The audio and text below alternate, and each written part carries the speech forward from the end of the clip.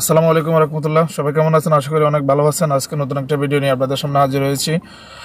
আর আজকে আমি আপনাদেরকে জানাবো কাতারে যে ট্রাফিক ডিপার্টমেন্ট যেগুলো আপনার ফাইন ভুল করলে কোন ভুলের কত টাকা এবং কে লাইসেন্স থেকে কত পয়েন্ট কাটবে এবং কে একটা লাইসেন্সের মোট কত পয়েন্ট হয়ে থাকে সাধারণত, সেগুলো নিয়ে আপনাদের সাথে আমি আজকে আলোচনা করব। এবং অনেকে জানতে চাইছেন, ভাই আমি কলেজ স্কুলে ভর্তি হব, অমুক স্কুলে ভর্তি হয়েছি, দুইবার পরীক্ষা দিছি, দুই টেস্টে আমি ফেল করছি, দুইবার ভর্তি হয়েছি, 4বার ফেল করছি। এই সম্বন্ধে আমার কাছে অনেকে জানতে চাইছেন। সমস্যা নেই, আপনারা আমাকে আপনাদের মনের ভাব প্রকাশ করেন, আমার কাছে অনেক ভালো লাগে। আমি চেষ্টা করি আপনাদের মেসেজগুলোর উত্তর দিতে এবং আমি যতটুকু সম্ভব আপনাদের মেসেজগুলোর উত্তর দিয়ে থাকি। আসলে আজকের ভিডিওর মাধ্যমে আমি আপনাদেরকে বলে দিব উল্লেখযোগ্য কয়েকটা স্কুল যেখানে মোটামুটি ভালো কিংবা লাইসেন্স অ্যাভেলেবেল পাওয়া যায়। আসুন কথা না বাড়াই চলুন শুরু করা যাক এবং জেনে নেওয়া যাক কি কি জানতে চাচ্ছেন। আর হ্যাঁ, অবশ্যই আমার চ্যানেলটা যদি আপনাদের কাছে ভালো লাগে অবশ্যই লাইক করবেন, কমেন্ট করবেন এবং আপনার ফেসবুকে অবশ্যই শেয়ার করবেন। আর আমার চ্যানেলটাকে সাবস্ক্রাইব করতে অবশ্যই ভুলবেন না। আর পাশে থাকা বেল আইকনটিতে অবশ্যই একটু টিপ দিয়ে দিবেন যেন আমার নতুন ভিডিও আপলোড হওয়ার সাথে সাথে আপনি পেয়ে যান। তো চলুন শুরু করা যাক। যদি আপনি ট্রাফিক সিগন্যালের মধ্যে লাল সংকেত দেওয়ার সময় যদি আপনি চলে যান, তাহলে আপনাকে জরিমানার জন্য গুনতে হবে 6000 রিয়াল এবং আপনার লাইসেন্স থেকে 6টা পয়েন্ট কেটে ফেলবে। একটা লাইসেন্সে সাধারণত 14 পয়েন্ট থাকে নতুন। আর যদি আপনি 1 মাসের ভিতরে এই বিলটা পেমেন্ট করে দেন তাহলে আপনাকে 50% দিতে হবে। 3000 রিয়াল আপনাকে পেমেন্ট করা লাগবে। এটা এই দেশের কাতারের আইন, এটা রুলস, এটা ট্রাফিক ডিপার্টমেন্টের একটা রুলস। আবার অনেকে আমরা যে ভুলগুলো করে থাকি, সাধারণত সিগন্যাল লাল থাকা অবস্থায় অনেকে আবার আমরা ইউটার্ন করে ফেলি, লেফট করে ফেলি কিংবা রাইটে চলে যান। এই ভুলগুলোর জন্য কিন্তু আপনাকে 6000 রিয়াল গুনতে হবে। তবে এখানে আপনার পয়েন্ট থেকে মাত্র 3 পয়েন্ট কাটবে, আপনার লাইসেন্সের পয়েন্ট থেকে 3 পয়েন্ট কাটবে। সো এইগুলা করা যাবে না। যেখানে ধরেন ইলেকট্রনিক্স যে সিগন্যালগুলো আছে, কখনো কখনো এগুলা মানে মেনটেনেন্সের কাজ চলে, তখন একজন ট্রাফিক পুলিশে হাতে ইশারা দেয়, আপনাকে ম্যানুয়ালি ইশারা দেয় যে কোন দিকে যাবেন, নির্দেশনা করে। তখন আপনি যদি না বোঝেন কিংবা আপনি যদি ভুলবশত ওদের ট্রাফিক সিগন্যালটা লঙ্ঘন করছেন, আপনি মানেন নাই, বুঝতে পারেন নাই, চলে গেছেন, তাহলে তার জন্য আপনাকে গুনতে হবে আরও 6000 রিয়াল এবং সাথে আপনার 7টা পয়েন্ট কেটে ফেলবে আপনার লাইসেন্স থেকে। সো এই বিষয়গুলো আপনি খুব কেয়ারফুল থাকতে হবে, কেমন? কারণ ভাই এই দেশের লাইসেন্স পাইছেন আলহামদুলিল্লাহ, যারা পাইছেন তো আলহামদুলিল্লাহ, কিন্তু লাইসেন্সটা টিকাইতে অনেক সময় কষ্ট হয়ে যায়। সো এই ভুলগুলো করা যাবে না। তাদের গাড়ি ধরেন রেজিস্ট্রেশন শেষ হয়ে গেছে, মানে রিনিউয়াল করার নাই কিংবা সময় পান নাই, কিন্তু এই গাড়ি নিয়ে যদি আপনি রোডে থাকেন, রোডে আপনাকে পায়, তাহলে আপনার লাইসেন্স থেকে 2 পয়েন্ট কাটবে এবং আপনার থেকে 3000 রিয়াল জরিমানা নিয়ে যাবে।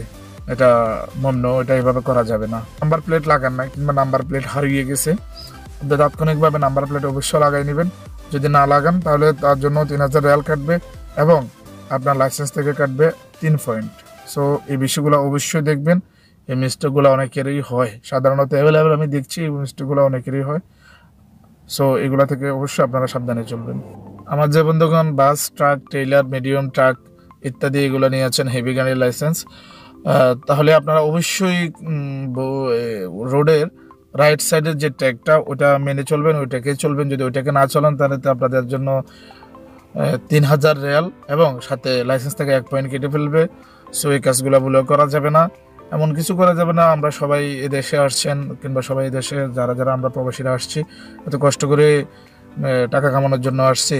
ধরেন আপনি দেখা গেছে 20 টাকার জন্য আপনি 6000 টাকা জরিমানা দিয়ে বসলেন। এই কাজগুলো করবেন না, এগুলো খুব একটু কেয়ারফুলি চলবেন, কারণ আপনার নিজের জন্যই ভালো। ট্রাফিক সিগন্যালগুলো কিংবা ট্রাফিক লগুলো, আইনগুলো কিন্তু এটা সেলফ ডিফেন্সের জন্য, আমাদের নিজের ব্যক্তিগতের জন্যই ভালো। কারণ দেখেন, আপনি যদি ট্রাফিক যে সিগন্যালগুলো যেগুলো যদি মানেন, আপনি অনেক সেফটিতে থাকতে পারবেন। বিপদ আপদ থেকে আল্লাহ রক্ষা করার মালিক তো আল্লাহই অবশ্যই। তো আপনাকেও তো সতর্ক থাকতে হবে, তাই না?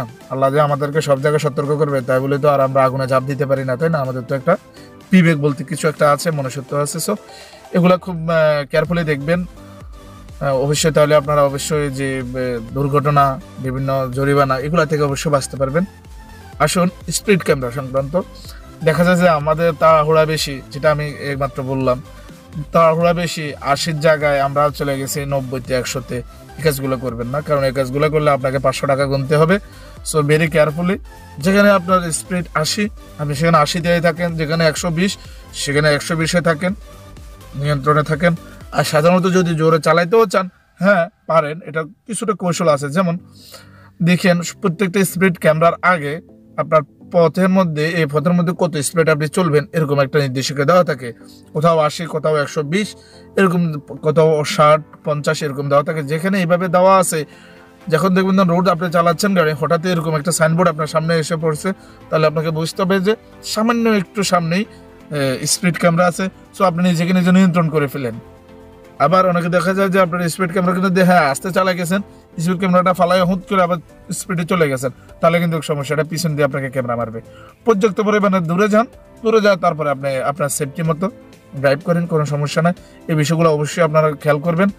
আর এগুলো যদি খেয়াল না করেন তাহলে তো আপনারা আশা করে বুঝতে পারছেন, আমার ভিডিওতে আমি বিস্তারিত বলে দিয়েছি আপনাদের কি কি জরিমানা আসতে পারে। আসুন লাস্ট পর্যায়ে আপনাদের সাথে যেটা শেয়ার করতে চাই সেটা হচ্ছে, অনেকে আমাকে প্রশ্ন করেন, ভাই আমি 2বার ভর্তি হয়েছি, 4বার টেস্ট হয়েছে, আমি ভাই ফেল, আমার মন মানুষ করতে পারো না, কি করতে পারে এটা সেটা না। এখন ভাই আসলে মন ঘাবড়ানোর কিছু নাই। সবচেয়ে বড় প্রধান সমস্যাটা হচ্ছে আমাদের মনের একটা যে ভয়টা আপনাকে দূর করা লাগবে। যেদিন টেস্ট ওই দিন রাত্রে ভালো করে ঘুমাবেন, যাওয়ার সময় খাওয়া দাওয়া খেয়ে যাবেন, এনার্জি সম্পূর্ণ থাকবেন, তাহলে আপনার মন মানসিকতা ভালো থাকবে, ডর থাকবে না। ক্ষুধা লাগলে কিন্তু ডরও লাগে, কথা বলছেন। তো এগুলা খুব একটু সতর্কতার সাথে চলতে হবে। আর দেখেন, আর আপনার কোন স্কুলে পড়তে হবেন এটা অবশ্যই আপনি আমাকে অনেকে প্রশ্ন করেছেন, আমি কি বলবো, তবে আমি আপনাদেরকে সংক্রান্ত একটু ভালো একটা পরামর্শ দিতে পারি। যেমন 1 নম্বরে হচ্ছে যে ধরুন যে সানাইয়ার মধ্যে একটা আছে দাল্লা ড্রাইভিং স্কুল, আপনারা চাইলে ওখানে ভর্তি হইতে পারেন। ওখানে আসলে ব্যাপারটা হচ্ছে যে ওদের যে এক্সাম, যে টেস্টগুলো, এগুলো সাধারণত একটু 2 মাস লেট হয়ে যায়। যেমন আমার ব্যক্তিগত, আমারও 7 মাসের মতো লেগে গেছে, ওরা খুব একটু লেট করে ফেলে।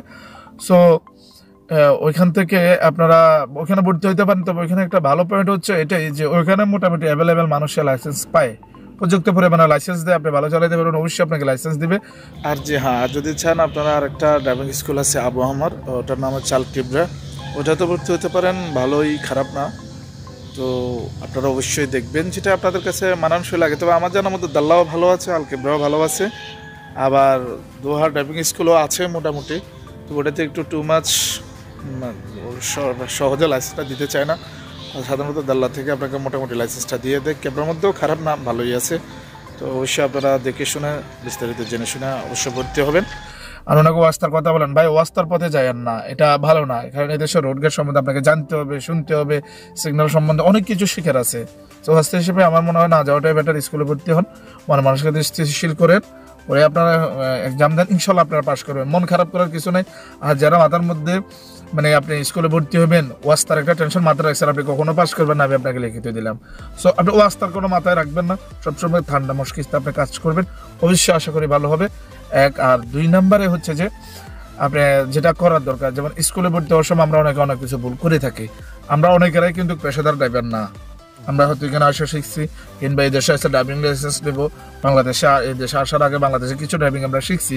তো তাদের জন্য মেসেজটা হলো এটাই যে আপনারা যারা এরকম ধরনের যে স্টুডেন্ট আছেন, আপনারা স্কুলে ভর্তি হওয়ার সময় ম্যানুয়ালটা নেবেন না। ম্যানুয়ালটা একটু ভেজাল করে, লাইসেন্সটা দিতেও একটু সমস্যা করে। কারণ ম্যানুয়াল লাইসেন্সটা পেলে আপনি যেমন ওই যে কোস্টাল বাসগুলো চালাতে পারবেন, এই জন্য ওরাও লাইসেন্সগুলো দেওয়ার সময় খুব একটা ভেবে চিন্তেই লাইসেন্সগুলো দেয়। আপনারা সবাই ম্যানুয়াল না নিয়ে আপনারা নেবেন, ও অটোমেটিক নেবেন। অটোমেটিক নিলে আপনারা 5-6 মাস 1 বছর চালানোর পরে চাইলে আপনারা এটাকে অটোমেটিক থেকে ম্যানুয়ালে ট্রান্সফার করে ফেলতে পারবেন, মাত্র 250 রিয়ালের মতো খরচ হবে। এই বিষয়গুলো আপনারা দেখবেন, আশা করি আপনাদের অনেক কাজে লাগবে। এই ভুলটা আমরা অনেকে সাধারণত করে থাকি, কি করি, আপনার স্কুলে ভর্তি হওয়ার সময় টপ করে ম্যানুয়াল নিয়ে নেই না, ম্যানুয়াল না নিয়ে আপনারা অটোমেটিক নেন, এটা হলো আমার পরামর্শ। আর আপনি যেটা ভালো মনে করেন সেটা তো অবশ্যই আপনার বিষয়ে, আপনার মনে যেটা বলবে সেটাই করবেন। আর যারা পেশাদার ড্রাইভার, যে ভদ্রলোক মহোদয় আপনারা দেশে বাংলাদেশে ড্রাইভিং করছেন, কোনো অন্য দেশেও আপনারা ম্যানুয়ালি ড্রাইভিং করছেন, হ্যাঁ ওরা ম্যানুয়াল নিতে পারেন, ওদের জন্য ওয়েল। বাট যারা মূলত আমার মতো ধরেন, আমি কিন্তু এই দেশে এসে ড্রাইভিং শিখছি। সো আমি যেটা নিতে চাইবো, সেটা আমি যেটা আপনাদেরকে সাজেস্ট করতে চাইবো সেটা হলো যে আপনারা ম্যানুয়াল নেন না, অটোমেটিক নেন, তাহলে আপনাদের জন্য অনেক ভালো হবে, ঝামেলা হবে না। ঠিক আছে, এটা হচ্ছে একদম সুন্দর তরিকা, মানে নিয়ম লাইসেন্স পাওয়ার। তো সবাই জিনিসগুলো মাথায় রাখবেন। আশা করি আমার ভিডিওটা আপনাদের কাছে আই হোপ আপনাদের কাছে অবশ্যই ভালো লাগছে। যদি এতক্ষণ পর্যন্ত যারা দেখছেন অবশ্যই আপনাদের কাছে ভালো লাগছে। আপনারা লাইক করবেন, শেয়ার করবেন, কমেন্ট করবেন, বন্ধুদেরকে বলবেন লাইক করবেন, শেয়ার করার জন্য, এবং অবশ্যই ভাই সাবস্ক্রাইব করবেন।